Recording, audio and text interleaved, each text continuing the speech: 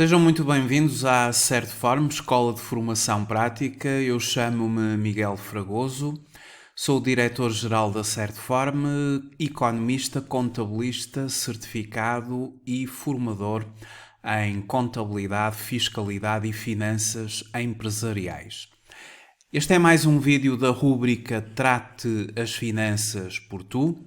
Hoje vamos falar sobre como se calcula o salário líquido de um trabalhador que tem a seu cargo um dependente com um grau de deficiência igual ou superior a 60%. Antes de começar a desenvolver o tema, a Certform atualmente desenvolve uma oferta formativa na componente de e-learning e live streaming. Temos uma oferta que pode consultar no nosso site, clicando em e-learning live streaming, e aqui temos todos os cursos em e-learning que estão atualmente disponíveis para que possa iniciar a qualquer momento. A partir do momento em que faz a sua inscrição e o respectivo pagamento no curso que pretende fazer, imediatamente pode iniciar o seu percurso formativo no sistema e-learning. E no sistema live streaming existe uma data de início para cada formação, uma vez que o live streaming é uma formação que ocorre em tempo real. Neste momento temos uma série de cursos para iniciar. O calendário de formação pode ser consultado clicando num qualquer curso de live streaming e tendo acesso ao calendário das formações. Para o live streaming, temos no dia 12 de dezembro o curso prático de controle de gestão, contabilidade, custos e orçamental. Já para o dia 25 de novembro, curso prático de Excel para financeiros, gestores e contabilistas. Para o dia 30 de novembro vai iniciar o curso prático de elaboração e análise de projetos de investimento.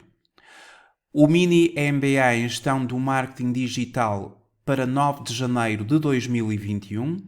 O curso prático de organização e gestão de eventos a iniciar a 14 de dezembro. O curso de HCCP a iniciar a 9 de janeiro. O curso de gestão da qualidade e auditorias internas a 13 de janeiro. O curso de coaching, liderança, motivação e gestão de equipas a 2 de dezembro e o curso de programação neurolinguística para o alto desempenho a 10 de dezembro. Ou seja, os cursos que vamos iniciar já na próxima semana, ou durante esta semana, claro, será a 25 de novembro o Excel para financeiros, gestores e contabilistas e a 30 de novembro o curso prático de elaboração e análise de projetos de investimento. Estes são os cursos em live streaming. O live streaming ele é todo desenvolvido na plataforma da Microsoft Teams. É aqui onde a formação em tempo real ocorre. Será constituída a equipa de formação, constituída pelo formador e pelos formandos, e é aqui que terá que aceder nos dias em que a formação ocorre e no horário da mesma. Aqui também são colocados todos os materiais que irá utilizar ao longo da formação. Isto no sistema de live streaming. Já ao nível da modalidade e-learning, tudo é desenvolvido na nossa plataforma de e-learning. Através de e-learning live streaming pode aceder a e-learning e aqui temos a plataforma de e-learning da Certform. Para tal, depois de fazer a sua inscrição e o respectivo pagamento, recebe as suas credenciais para entrar na nossa plataforma e fará o login colocando o nome do utilizador e a palavra passe. E aqui estão os cursos todos disponíveis. Por exemplo, se quiser iniciar o curso prático de análise económica e financeira de empresas, por exemplo, ele vai aparecer como disponível para si e todo o percurso formativo já está constituído para que possa desenvolver a sua formação. Algo que caracteriza os cursos de e-learning da Certform é a forte componente de videoaulas que os mesmos têm. Ou seja, todos os módulos, todos os assuntos, todas as matérias, todos os casos práticos, eles são sempre acompanhados por videoaulas onde os formadores não só explicam detalhadamente as matérias, como toda a resolução de casos práticos é feita através do sistema de videoaula. Todos os materiais que constituem os cursos de e-learning estão numa área de arquivos em que, no início do curso, ou ao longo do curso, quando assim entender, pode fazer o download desses mesmos materiais para o seu computador, para que no futuro, quando a formação estiver concluída, possa sempre consultar estes mesmos materiais. Servirão sempre de consulta. Temos então toda a nossa vasta oferta formativa em sistema de e-learning, com a tal componente de videoaula muito importante para que a aprendizagem seja de nível elevado, como nós pretendemos e é para isso que nós trabalhamos, bem como a nossa oferta formativa em live streaming. É uma questão de aceder ao site da Certform e de, através do nosso site, poder consultar qual o curso que corresponde às suas necessidades formativas e fazer a respectiva inscrição. Todos os cursos são cursos muito práticos, orientados para as necessidades do mercado de trabalho. A Certform é uma entidade certificada pela DGRT em 13 áreas de formação. E no final de cada curso terá acesso a um certificado de formação emitido através da plataforma SIGO, que é a plataforma que as entidades de formação profissional certificadas utilizam para a emissão dos seus certificados. Para os contabilistas certificados, os cursos na área de contabilidade e fiscalidade, e que são bastantes aqueles que nós desenvolvemos, eles permitem a obtenção de um crédito por cada hora de formação. Por exemplo, a título exemplificativo, o curso prático de contabilidade e fiscalidade com informática aplicada, mas a título exemplificativo, porque todos os cursos na área de contabilidade, fiscalidade, finanças empresariais, análise financeira, funcionam exatamente da mesma forma. Mas a título exemplificativo, o curso prático de contabilidade e fiscalidade com informática aplicada, na versão e-learning, todo este percurso formativo ele é desenvolvido ao longo de 50 horas de formação. Pelo que, no final do curso e após a conclusão do percurso formativo, terá acesso a um certificado SIGO. Esse certificado será enviado por si através da pasta de contabilista certificado para a Ordem dos Contabilistas Certificados, e tendo o curso 50 horas, será atribuído um crédito por cada hora de formação, em conformidade com o novo regulamento que está em vigor desde janeiro de 2020, Regulamento de Formação Contínua da Ordem dos Contabilistas Certificados. Fica então esta informação. São vários os cursos na área das ciências empresariais que nós desenvolvemos. Ora, vamos então tratar do assunto que nos traz à rúbrica Trate as finanças por tu.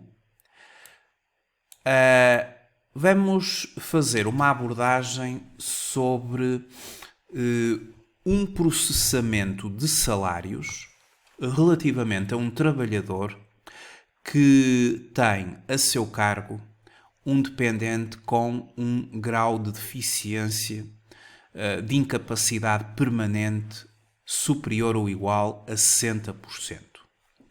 Esta é uma matéria que nós abordamos particularmente no curso prático de Contabilidade e Fiscalidade com Informática Aplicada, no módulo do IRS. Também no curso prático de Gestão Fiscal, no módulo de IRS, e no curso prático de Processamento de Salários, IRS, Segurança e Informática Aplicada. Eu vou pegar aqui num módulo de Fiscalidade, IRS e Segurança Social, e vou aqui a um caso de um trabalhador. Isto é um caso prático que é desenvolvido num dos cursos. Eu vou pegar aqui num trabalhador, que é o Manuel Silva. Reporta-se este caso prático ao mês de maio de um determinado ano N. O mês de maio foi um mês com 20 dias úteis efetivos de trabalho prestado. E estamos a falar de uma empresa que é a empresa XYZ Limitada.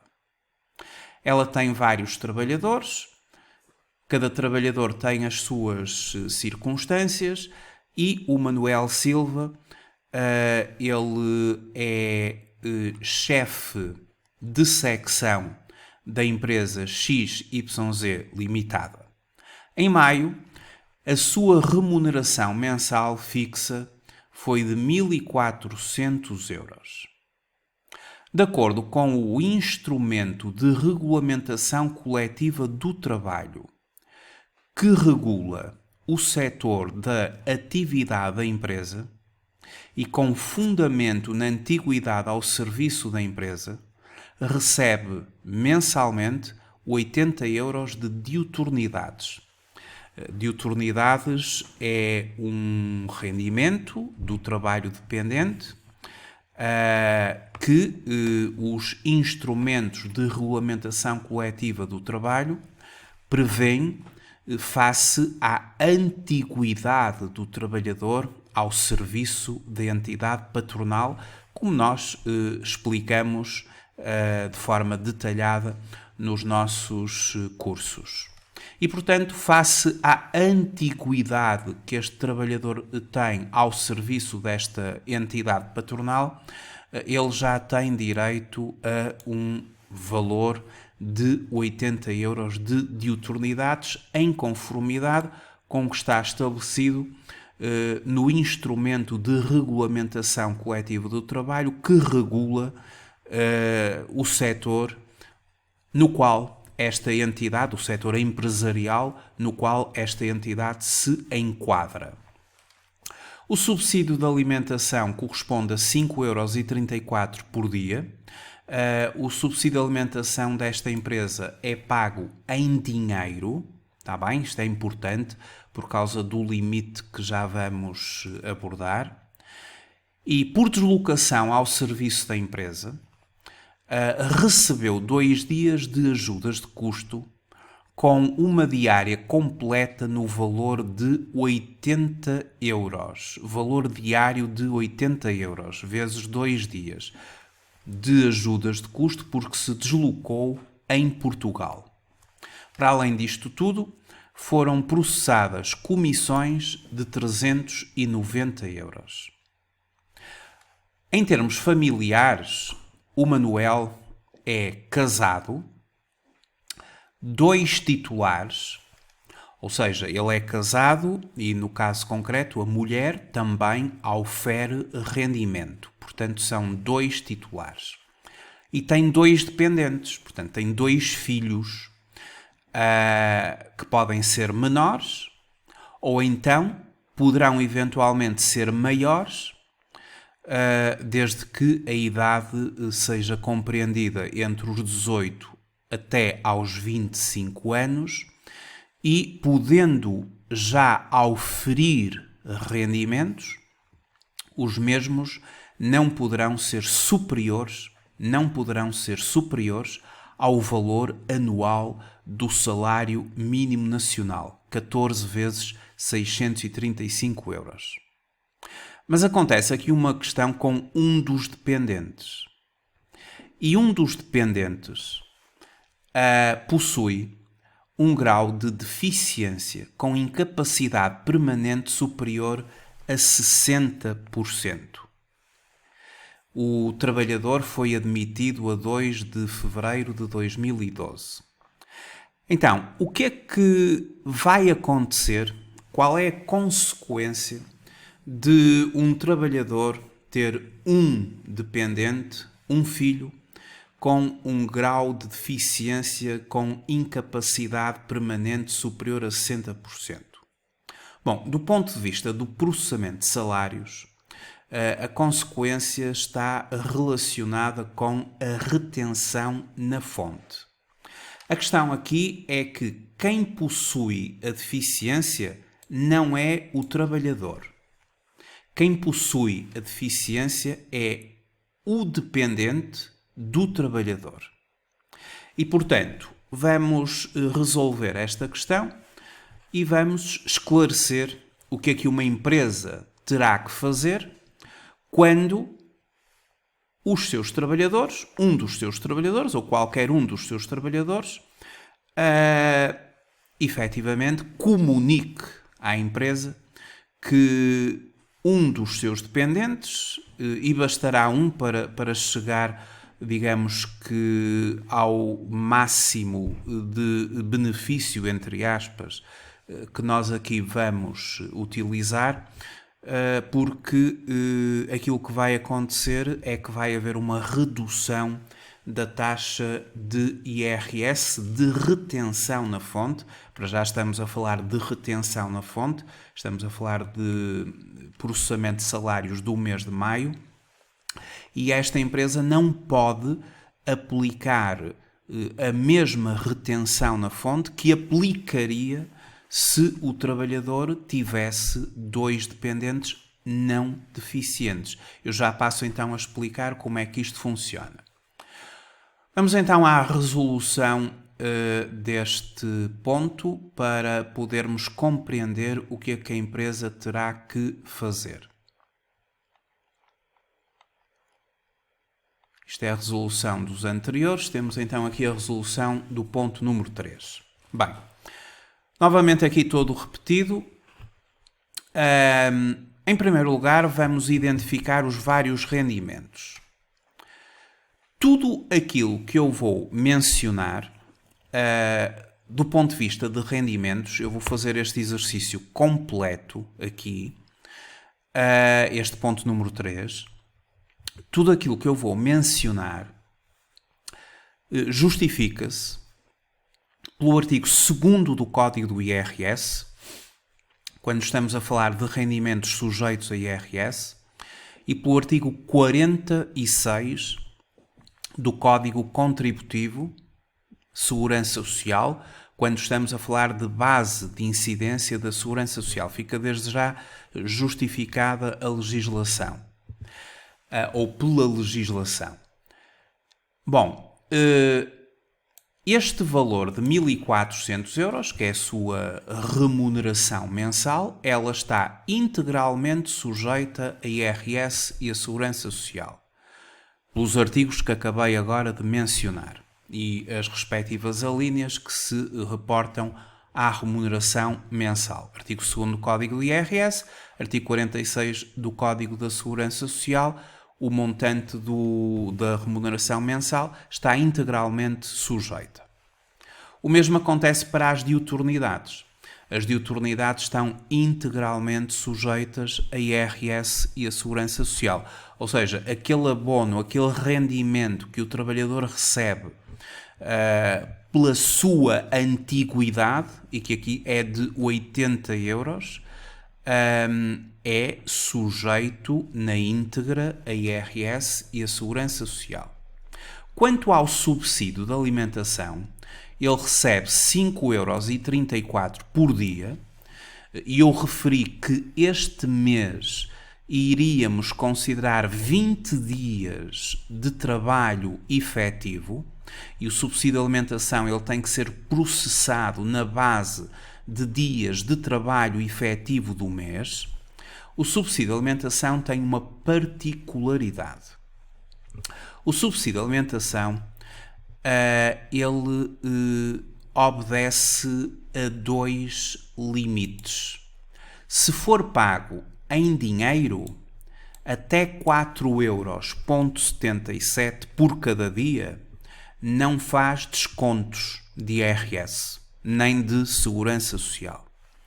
Se o subsídio de refeição for pago em senhas ou vales de refeição, o limite passa para 7,63€. Até 7,63€ é não sujeito. Ultrapassando o valor, o excedente será sujeito. A mesma coisa quando é pago em dinheiro. Mas em dinheiro o limite é 4,77€ por dia. Como o trabalhador recebe 5,34€, eu tenho que fazer o seguinte. Eu tenho que multiplicar 4,77 pelo número de dias em que recebe o subsídio e a sua parte não sujeita, o que dá 85,86, e o excedente a 5,34, 5,34 menos 4,77, vezes 18 dias, 10,26. Agora também podem estar a perguntar porquê que eu estou a utilizar 18 dias quando o mês em causa teve 20 dias de trabalho efetivo. 20 dias úteis de trabalho efetivo. Eu estou a utilizar 18 dias porque o trabalhador em causa ele vai ter direito a ajudas de custo com diária completa. E as ajudas de custo que compensam o trabalhador por deslocações que o mesmo faz ao serviço da sua entidade patronal, e este fez deslocações em Portugal, nas ajudas de custo completas, no dia ou nos dias em que a ajuda de custo é paga, não poderá ser pago o subsídio de alimentação, porque não pode haver acumulação de ajudas de custo com subsídio de alimentação, porque quando se definiu 80€ por dia, este valor já contempla, para além de outras componentes, a componente da alimentação do trabalhador. Então não vamos duplicar e, portanto, como vai haver 2 dias de ajudas de custo, haverá apenas 18 dias de subsídio de alimentação.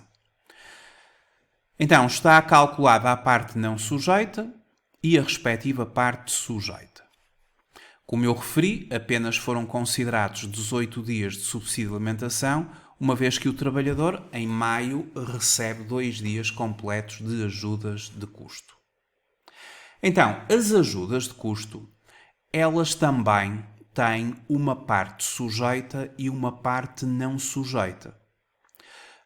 Nos nossos cursos, nós damos de forma bastante detalhada o regime das ajudas de custo e toda a parte administrativa que as ajudas de custo terão que obedecer.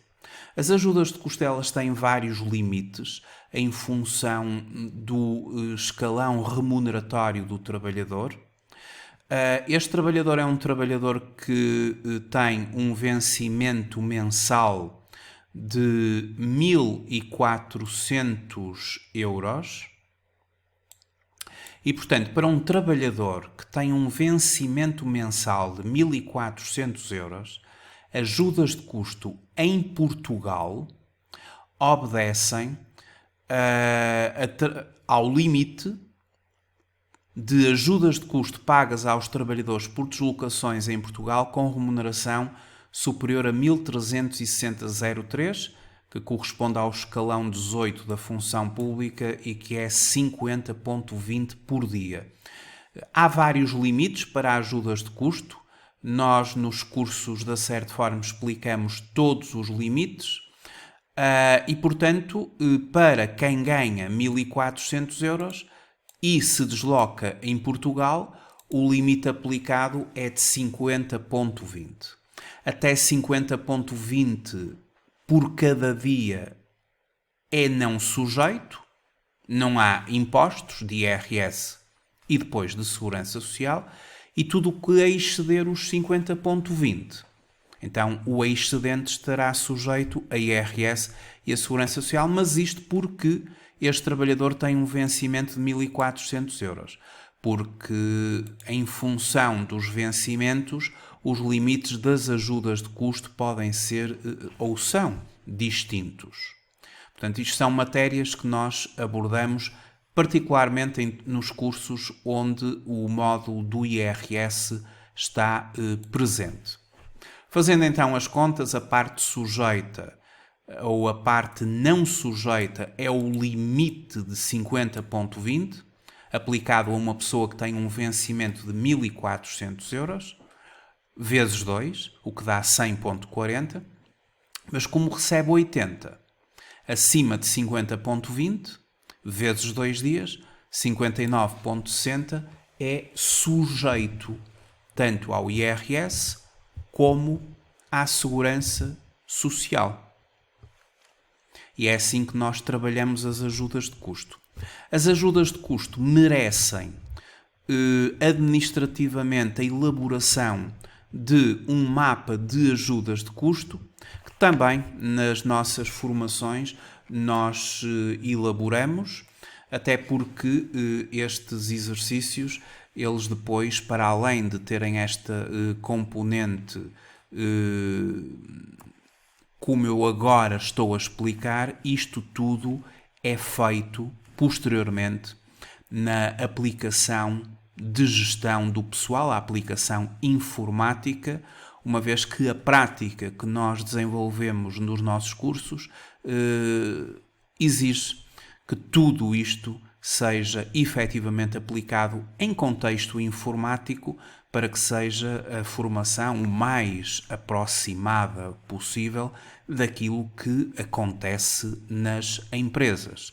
E, portanto, estes cursos são acompanhados pelo software de gestão do pessoal.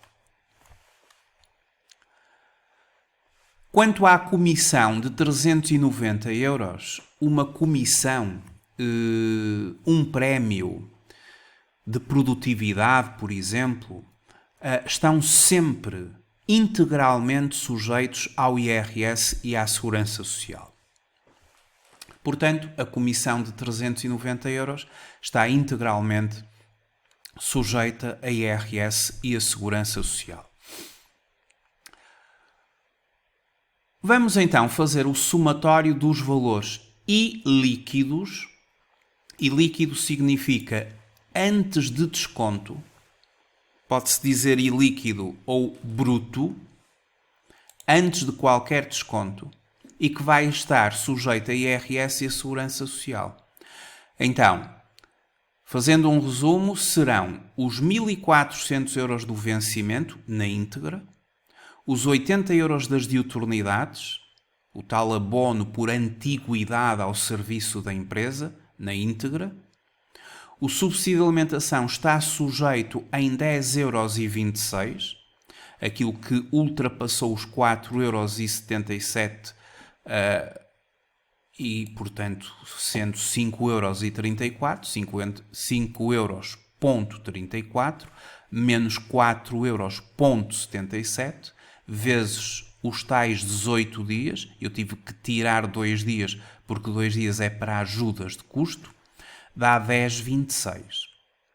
Quanto às ajudas de custo, a parte sujeita, 80 euros, acima do limite legal de isenção estabelecido para quem tem vencimento acima de 1.360,03, que é o caso, 1.400, e portanto a diferença está sujeita. mais as comissões. Portanto, fizemos a soma destes valores todos, prefaz 1939,86 e este valor é um valor que vai estar sujeito ao IRS e à Segurança Social. Já a componente do subsídio de alimentação não sujeito, porque até 4,77 é não sujeito. E a componente de ajuda de custo não sujeita, até 50,20, vai ser entregue ao trabalhador, mas não pode fazer descontos, nem de IRS, nem de Segurança Social. Eu só posso incidir o IRS e a Segurança Social sobre os valores efetivamente sujeitos. Então, os valores não sujeitos a IRS e a Segurança Social, como estava eu a referir, é a componente do subsídio de alimentação de 4,77€ vezes 18 dias e a componente das ajudas de custo de 50,20€ vezes 2 dias, o que prefaz 186,26, que não vai estar sujeito a impostos. Bom, agora vem a questão do IRS. E aqui é que se vai colocar o tema desta rúbrica de hoje. O despacho 785 de 2020, que é aquele que institui as taxas ou as tabelas de retenção na fonte, este despacho, ele começa por referir, e aqui é que é importante, no seu número 2, que as tabelas de retenção a que se refere o número anterior, e as tabelas de retenção são estas, que já vamos ver qual é a taxa que vai calhar aqui a este trabalhador, são tabelas de retenção para trabalho dependente. Bom, mas como eu referia no número 2, as tabelas de retenção a que se refere o número anterior aplicam-se aos rendimentos a que se reportam, pagos ou colocados à disposição de titulares residentes em território português, com a exceção das regiões autónomas dos Açores e da Madeira, devendo ainda observar-se o seguinte: com exceção das regiões autónomas dos Açores e da Madeira, porque para os Açores e para a Madeira todos os anos também sai o respectivo despacho para as taxas que lhes serão aplicadas lá nos Açores e na Madeira. Portanto, existem as tabelas do continente, as tabelas dos Açores e as tabelas da Madeira, para efeitos de taxas de retenção na fonte. E, muito importante, e é aquilo que eu pretendo aqui referir, cada dependente com grau de incapacidade permanente igual ou superior a 60% equivale, para efeitos de retenção na fonte, a 5 dependentes não deficientes. Então, considerando que este trabalhador tem a seu cargo, efetivamente e devidamente comprovado, um dependente com um nível ou um grau de incapacidade permanente igual ou superior a 60%, este dependente, a empresa vai ter que considerar como se fossem 5 dependentes. Então, como o trabalhador que estamos a analisar, que é o Manuel Silva, ele tem 2 filhos, em que um é não deficiente e o outro tem este grau de deficiência acima de 60%. Então é como se, para efeitos fiscais, ele tivesse 6 dependentes, para efeitos de retenção de IRS. Porque aquele que é deficiente tem esta equivalência a 5. E depois tem o outro que não tem deficiência. Portanto, há que considerar como se tivesse 6 dependentes. Isto porque quem tem o grau de deficiência é o dependente. Então, o valor que vai estar sujeito ao IRS, e que eu já sei que é este é o valor que estará sujeito a IRS. Para este valor, eu vou ter que procurar uma taxa que se aplica mensalmente, que é uma taxa de retenção na fonte, para mais do que 5 dependentes, porque na prática serão 6. Como já compreendemos, o dependente com grau de deficiência tem uma equivalência a 5 e depois tem mais um dependente que não tem deficiência e, portanto, é como se tivesse 6 para efeitos de retenções de IRS. O que é que eu tenho que fazer? Eu tenho que saber a situação familiar do trabalhador. Já sabemos que o trabalhador em causa é casado, 2 titulares, significa que ele e a mulher obtêm rendimentos e têm 2 dependentes. Isso significa que, em termos de tabelas de retenção na fonte,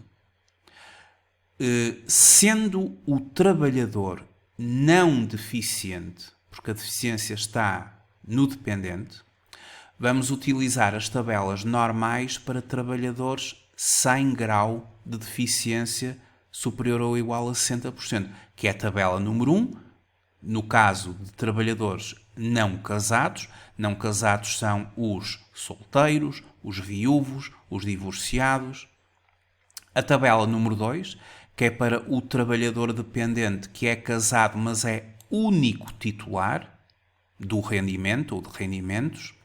E depois a tabela que temos que aplicar a este trabalhador, que é a tabela número 3, que é a tabela do trabalho dependente, casado, 2 titulares.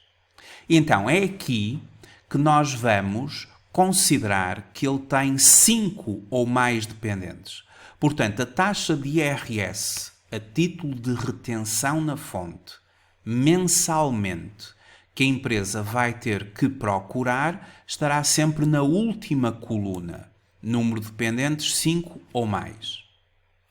Porque se fosse o próprio trabalhador a ter um grau de deficiência igual ou superior a 60%, já não iríamos por estas tabelas, iríamos pelas tabelas seguintes, que é a tabela 4 para trabalhador dependente não casado deficiente, a tabela 5, trabalhador dependente casado único titular deficiente, e a tabela 6, trabalhador dependente casado 2 titulares deficiente. Mas isto é quando é o próprio profissional, o próprio trabalhador que está na empresa, que tem o grau de deficiência de incapacidade permanente igual ou superior a 60%. Não é o caso.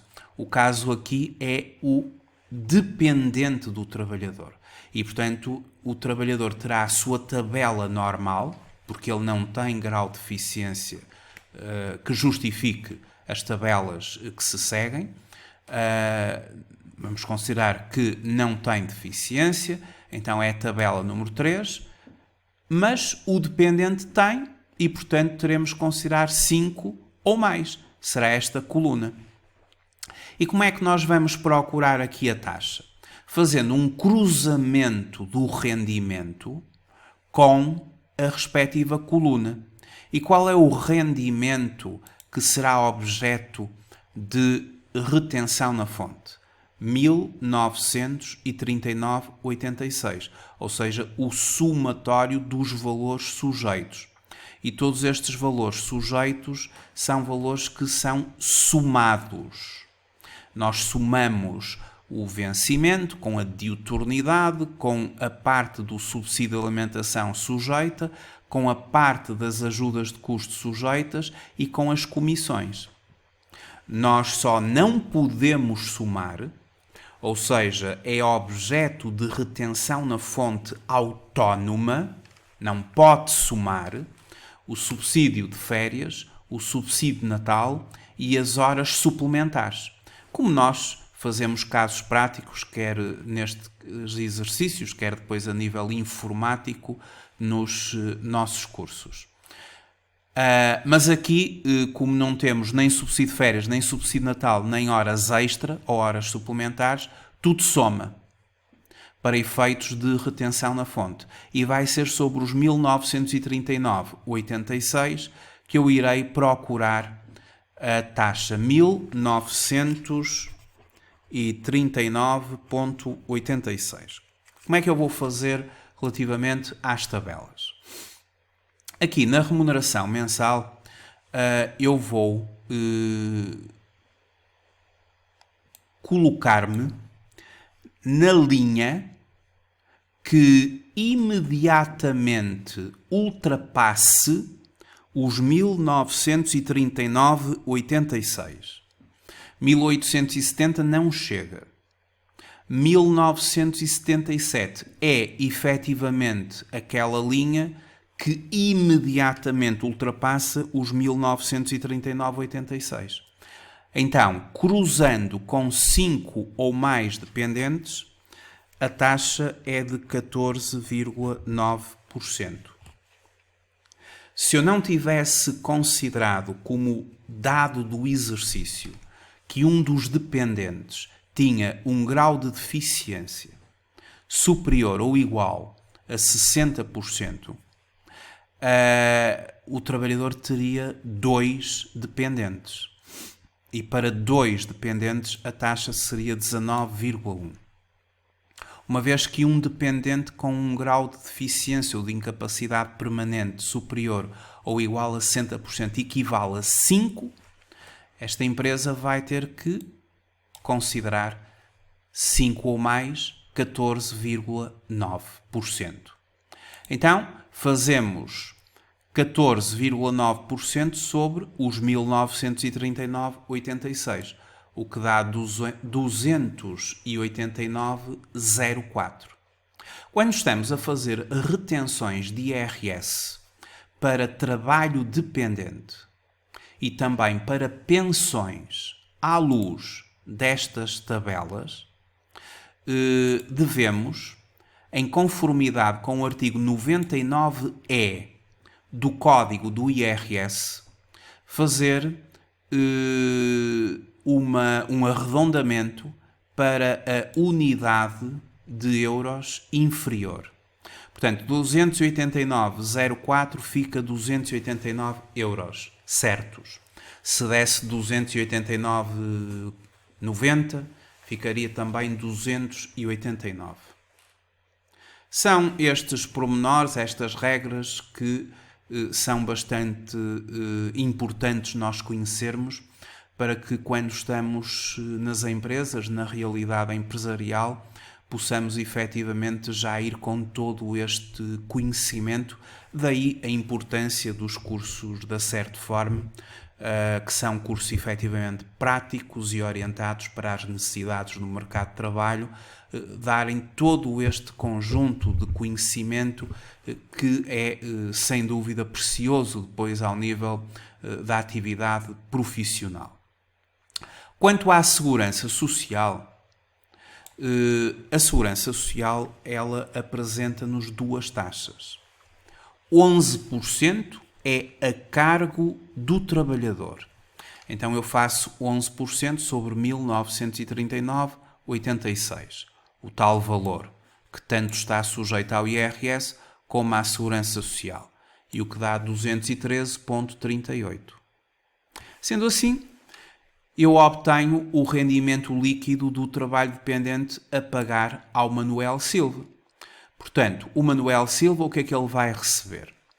Vai receber os 1.400 euros do vencimento, os 80 euros da diuturnidade, pela antiguidade que ele tem ao serviço da empresa, os 85,86 do subsídio de alimentação não sujeito, mas vai recebê-lo, portanto tem que fazer parte aqui do somatório, os 10,26 do subsídio de alimentação sujeito, os 140 das ajudas de custo não sujeitas, mas que fazem parte do rol de valores que lhe vão ter que ser pagos, mais os 59,60 das ajudas de custo sujeitas, mais os 390 das comissões.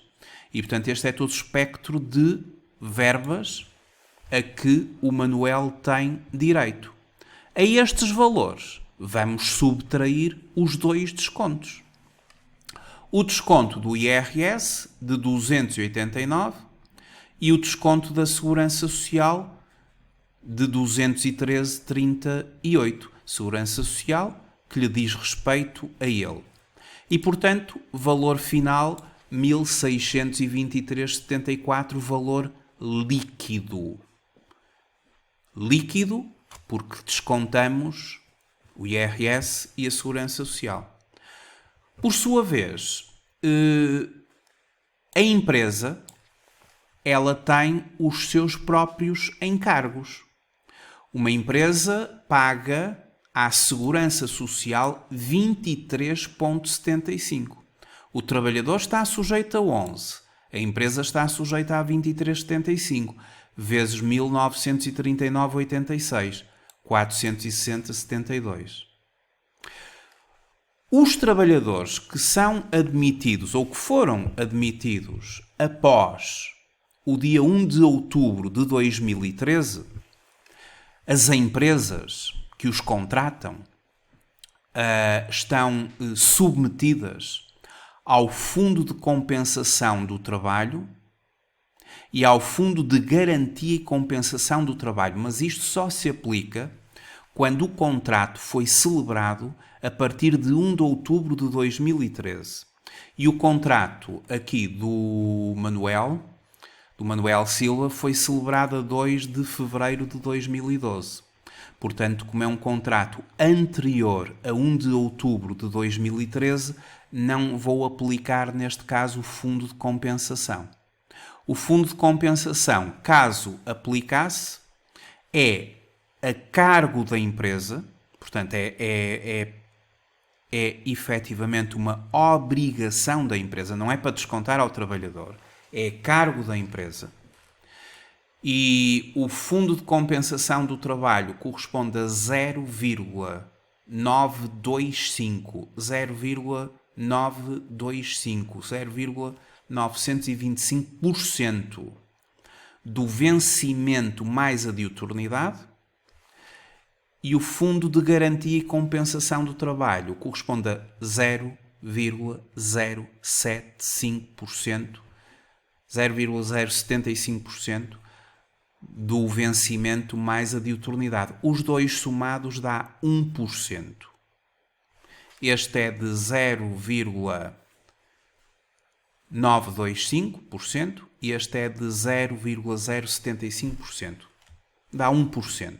E todos os meses a empresa tem que entregar 1% ao fundo de compensação. O objetivo do fundo de compensação, aqui do Fundo de Compensação do Trabalho, é caso o trabalhador venha a ser despedido e caso o despedimento preveja uma compensação por cessação do contrato de trabalho, pode o Fundo de Compensação do Trabalho, quando acionado, cobrir até 50% da compensação devida ao trabalhador. Este é, digamos que, o objetivo do Fundo de Compensação. O Fundo de Compensação de Trabalho aplica-se aos trabalhadores cujos contratos foram celebrados após 1 de outubro de 2013. O Fundo de Compensação do Trabalho é um mecanismo que visa garantir ao trabalhador o pagamento de parte das compensações, até 50%, a que ele poderá ter direito em caso de cessação do contrato de trabalho. Para os trabalhadores admitidos desde outubro de 2013 e daí para a frente, as entidades patronais terão mensalmente que pagar, como eu já tinha referido, 0,925% do Fundo de Compensação do Trabalho e 0,075% do Fundo de Compensação e Garantia do Trabalho. os dois incidem sobre a retribuição base do trabalhador mais as diuturnidades. Atenção que isto é, e repito, um encargo da empresa. Isto não é para descontar ao trabalhador. É um encargo que a empresa tem que assumir como assume os 23,75 de segurança social. O trabalhador assume o IRS, a retenção na fonte, e esta retenção na fonte é um mero adiantamento, é uma antecipação do imposto, porque no fim, quando o trabalhador entregar o seu modelo 3 e o seu anexo A, ou seja, o seu IRS, as finanças vão calcular o IRS final e estas antecipações serão tidas em conta para no fim descontar, subtrair, e desse modo muitos trabalhadores têm direito a reembolso de IRS, porque fizeram retenções na fonte e essas retenções na fonte superaram o valor devido no fim, o imposto liquidado no fim pela autoridade tributária. As retenções na fonte são uma mera antecipação de imposto de IRS.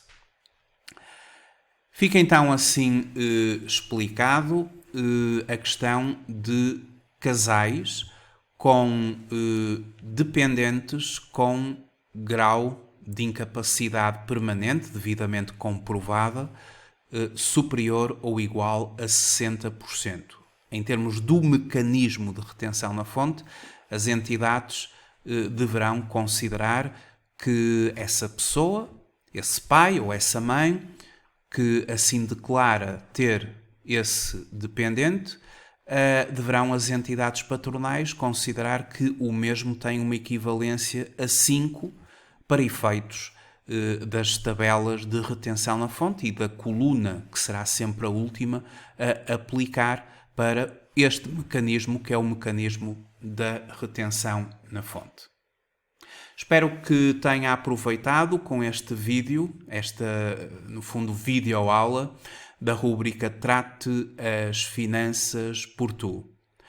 Muito obrigado e até breve.